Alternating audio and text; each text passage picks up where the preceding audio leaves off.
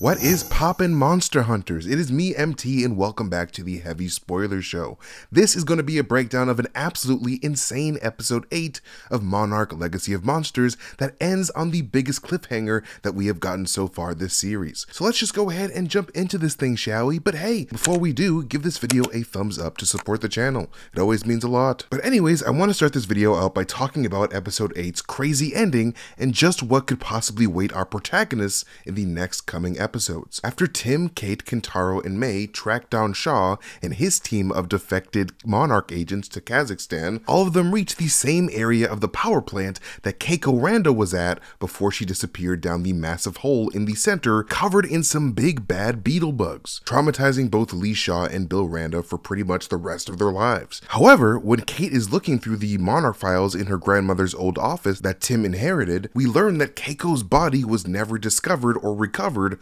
following that fall, with Monarch marking Keiko as missing and presumed dead. Because let's be real, I'm pretty sure no one was exactly in a massive rush to jump into that hole of radioactive roaches just to check if a random scientist was down there surviving, thriving, and living her best life. You would need a lot of raid for that journey, and I don't think raid was invented then. But although he didn't exactly jump in after her, the young Bill Randa that watched his wife disappear into the darkness apparently never stopped looking for her, as Tim reveals to us at the very beginning of this episode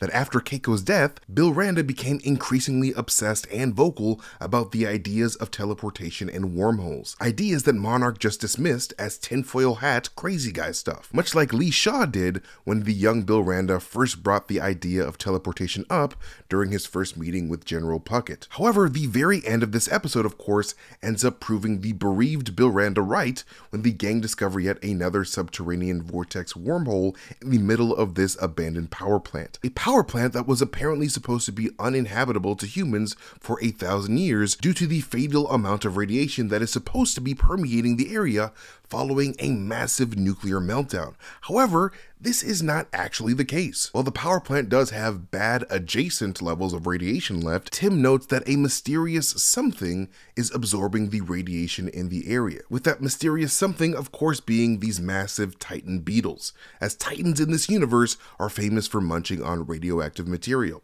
In fact, it was a Muto munching on some nuclear lunch that led to the death of Michelle Duvall's sister Sandra in the 2014 Godzilla movie. Sandra was working at a power plant herself when a Muto found their way into that plant's nuclear stores, causing a disastrous breach in radioactive containment, leading to Sandra's incredibly sad demise in front of Mr. Malcolm in the Middle himself. I do not like watching Bryan Cranston cry, but that Titan forced me to. This all being said, the clear implication here in this episode is of course that all of these kaiju in the region are all emerging from the hollow earth through this wormhole teleportation portal at the bottom of the power plant hole, a portal that most of our main characters were forced to pass through following the detonation of Lee Shaw's various explosive devices planted throughout the power plant, which of course means that this next episode will likely see Kate, Kentaro, May, and Tim finally be able to explore Godzilla and Kong's native motherland of Titans in this next episode, which I'm super excited for because the Hollow Earth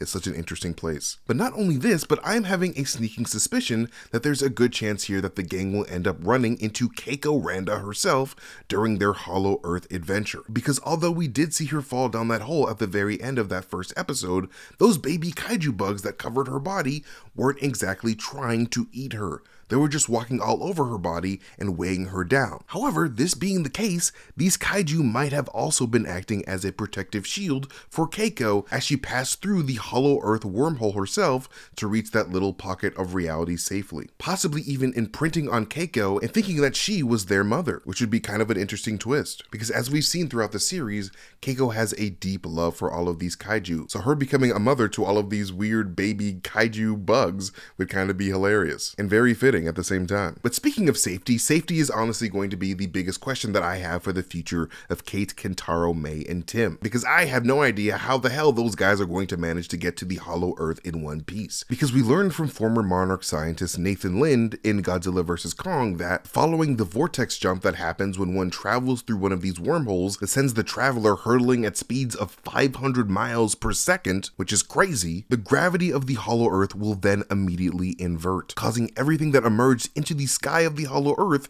to enter into radical freefall, which is exactly what happened to the gang in Godzilla vs. Kong. Such a sudden and drastic gravitational shift is exactly what killed Nathan Lynn's brother David in the past during his own expedition to the Hollow Earth, with Apex Cybernetics having to construct a special Hollow Earth aerial vehicle to be able to withstand such dangerous gravitational shifts. So again, I am genuinely curious just how the hell the gang is going to survive a trip through one of these wormhole tunnels without any sort of protection, as this seems like an easy recipe for a super quick and messy Hollow Earth demise. However, something worth mentioning that could end up saving their lives is just how different this portal is compared to the others that we've seen in this series in other movies like Godzilla vs. Kong and the new Godzilla x Kong New Empire trailer, as this portal seems to glow yellowish in color, while most of the other vortexes that we've come across have been glowing with a very distinct blue radiation. So if I were to guess why this hole within this Kazakhstan plant is glowing a different color, it likely has to do with this particular kaiju emergence vortex being less radioactively powerful than the other blue radioactive vortexes that we've come across, especially with the relatively low radiation readings picked up by Monarch's equipment as they surveyed the area. If this is indeed the case, then there's a chance that with a weaker radioactive portal, there might be also a much gentler trip through that vortex than with the blue portal that we saw Kong and Apex's heave vehicles go through in Godzilla vs. Kong. Basically, I think blue portals mean a super fast and intense trip, while yellow portals probably mean a much slower and gentler trip for whoever goes through. But that's just a theory. But anyways, another surprising reveal of this episode is how Tim's office used to be the same office that Bill, Keiko, and Shaw used when they were first getting Monarch started in the 1950s, and apparently the same exact room that Bill and Keiko started to fall in love in, before Keiko hit Bill with the even more surprising revelation that she was hiding a secret child from a previous relationship this entire time, the little boy who would become the two-timing Monarch scientist Hiroshi Randa, Kate and Kentaro's father. While Bill and Keiko are working in that office trying to work on that kaiju map, I love the piece of foreshadowing that occurs when the ants walk all over the surface of the map, as those ants are traveling on and through the surface of that map are supposed to represent the kaiju bugs that would inevitably snatch Keiko away from Bill Randa forever. And I also appreciate that little eureka moment that Bill has as one of those ants travel through a hole in Bill's paper map, as that of course is supposed to represent these kaiju bugs traveling to the Hollow Earth via these teleportation portals. But speaking of that map, when Keiko is poking fun at Bill Randa for his chaotic design of said map, she mentions how his design makes the map look like a house that is bigger on the inside than on the outside, which definitely filled my Doctor Who loving brain with all the happy juice, as bigger on the inside has been famously used to describe the Doctor's time and relative dimension in space time machine known as the TARDIS. But another reason why I love that particular line is that it very much foreshadows the existence of the Hollow Earth, which is what Bill Randa was so close to discovering with this map. Because like I mentioned in my last video on Monarch Legacy of Monsters, in Legendary's Monsterverse, it's been implied by Monarch scientist Houston Brooks that the Hollow Earth isn't actually in the planet Earth at all, and is instead a pocket reality accessible by multiple subterranean wormholes across the planet that teleport these kaiju across both realities. This is also literally how the TARDIS works in Doctor Who, and why a time machine with a massive amount of space inside can exist within the confines of a tiny blue police box. The space inside of the TARDIS is actually its own separate pocket dimension, living inside of the Doctor's blue time machine shell. So much like the TARDIS, the planet Earth is able to house an entire reality filled with an untold number of larger-than-life beings without all of that stuff actually being located inside of that physical planet Earth. Truly fascinating stuff. Like, I truly love how this Monsterverse is incorporating science as a core part of its lore, just like the MCU, because using science elements to explain all the weird super fictional stuff that you're doing truly makes your cinematic universe feel like a believable science fiction universe. But anyway, some additional details that I noticed in this episode include how the clock in Tim's office appears to read 9:50 a.m. when they're all researching and planning inside of it. And as they peruse those Monarch files, we learn that Kentaro was actually 25 years old during the course of this series in 2015, as Kentaro reveals to us that his father skipped out on his 18th birthday on July 7th, 2008 in order to work on the Geosynchronous Titan Anomaly Sensing System, or GTAS, which means that Kentaro was born on July 7th, 1990. Kentaro did mention in episode 1 that his birthday was on July 7th when Kate was trying to guess their father's safe passcode. The GTAS system that Hiroshi was working on likely was extremely satellite-intensive work. As we learned throughout the series from both Kate Randa and Assistant Director Verdugo, that Hiroshi spent a lot of his time working with satellites on both legal and illegal levels in order to be able to detect Titan radiation energy signatures emanating from underneath the planet itself. However, now that we know that Hiroshi's work at Monarch was largely centered around developing Titan detection technology,